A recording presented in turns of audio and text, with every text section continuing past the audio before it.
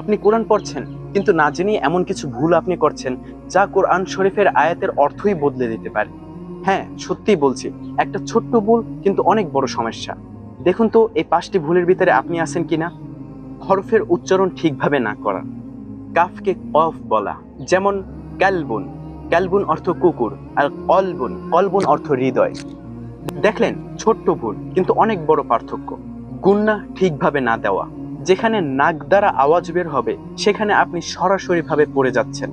এতে সৌন্দর্য নষ্ট হয় এবং নিয়ম ভাঙ্গা হয়। মদ ঠিক মতন না টানা, কোথাও বেশি টানেন, কোথাও একদমই না। এতে তেলাওয়াতের রিদম নষ্ট হয়ে যায়। খুব দ্রুত পড়া, মনে হয় রেস চলছে, কিন্তু কোরআন রেসের জন্য নয়, এটা বুঝে থেমে সুন্দরভাবে পড়ার জন্য। শিক্ষক ছাড়া নিজে নিজে পড়া, এটাই সব থেকে বড় সমস্যা।